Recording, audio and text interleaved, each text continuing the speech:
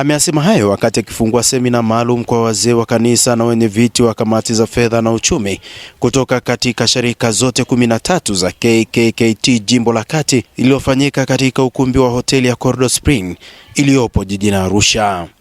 Amesema kuwa wazee na wenye viti wa idara ya fedha na uchumi KKKT wana nafasi kubwa katika kuhamasisha maendeleo ya kanisa na jamii kwa ujumla. Pale usharikani mna eka nzima, tufikiri namna ya kuwekeza hapo. Pale mtaani mna nusu eka, sio mna kiwanja cha ngapi kwa ngapi.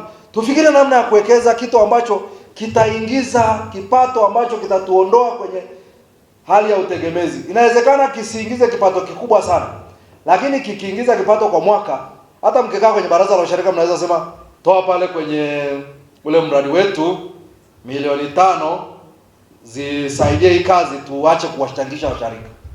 Bwana Yesu asifiwe. Huo ni ujasiri, huo ni nguvu. Sasa tunahitaji sisi tutoke huko tuende huko. Bwana Yesu atusaidie. Naomba sana Mungu atusaidie na atuwezeshe. Aidha, ameeleza kuwa malezi ya watoto na vijana ni jukumu la wazazi, walezi na kanisa, huku mkuu wa jimbo la Maasai Kaskazini Loliondo, ambaye pia ndiye mnenaji katika semina hiyo, Mchungaji Matayo Loisule, akiwaasa viongozi hao kujitoa kwa bidii na kutimiza malengo ya kanisa. Semina ya leo imelenga kuwahimiza wazee wa kanisa katika kusimamia mafundisho ya Kikristo, hasa katika eneo zima la malezi, hasa katika nyakati hizi zinazobadilika, nyakati ambazo zimekuwa na mambo ya utandawazi, lakini wao kama muhimili, wao kama msingi katika kanisa, ni muhimu wakafahamu mabadiliko yaliyopo. Lakini pia tunapokuwa na semina hii, inakuwa pia ni fursa ya wao kutoa maoni ya nini kifanyike katika sharika zetu na mitaa yake na jimbo letu na kanisa kwa ujumla, ili kutupa mtazamo wao, ili tuweze kutembea pamoja kama viongozi wao. Pale ambapo watu wanataka uzima wa milele, pale watu ambao watu wana kiu, wale watu tuliopewa, kwa maana kila kundi lina kusudi ulilopewa kuliongoza. Kuna mambo ambayo wanataka kuyafikia. Sasa kiongozi, mimi, wewe, mwenyekiti wa halmashauri ya sadaka, unaongoza watu wafike pale ambapo Mungu anataka, pale ambapo imekusudiwa. Lakini huwezi kuongoza watu usipojiuliza maswali haya. Jiulize kwanza, tupo wapi? Na swali hilo ni muhimu sana kwa kiongozi. Baadhi ya washiriki wa semina hiyo, akiwemo Tumaini Onesmo, Mwalimu Senyaeli Palanjo na Mchungaji Israel Mbise, pamoja na kushukuru, wameeleza umuhimu wa semina hiyo kwao. Kwa kweli nimefurahia kwa habari ya kujua habari ya uongozi, kwamba mimi natakiwa nifanye nini.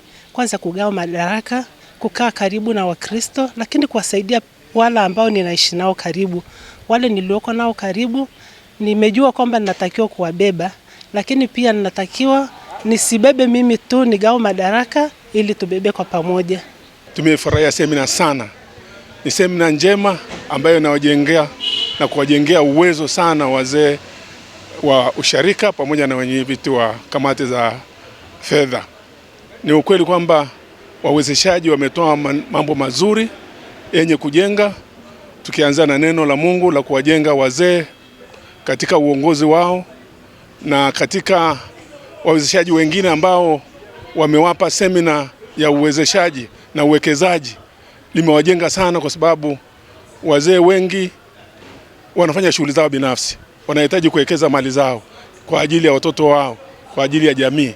Kwa hiyo ni semina ambayo imetujengea sisi wenyewe uwezo na kutuonyesha njia na dira nzuri kwa ajili ya sharika na mitaa yetu na jimbo letu la Kati. Tunakushukuru sana Mheshimiwa Mkuu wa Jimbo, tumelielewa somo lako na tunamwomba Mungu atusaidie kwenda kutenda yale ambayo umetufundisha, lakini tunamwomba Roho Mtakatifu aendelee kutufundisha, kwa sababu ni kama umetupa mifupa, nyama nyingi zilibaki kwa sababu ya muda. Kutoka katika jimbo la Kati, Dayosisi ya Meru, wamekutana hapa kwa lengo la kutazama au kuongezeana uzoefu kuhusiana na majukumu ambayo wanayafanya na kuweka mipango thabiti kwa ajili ya siku zijazo.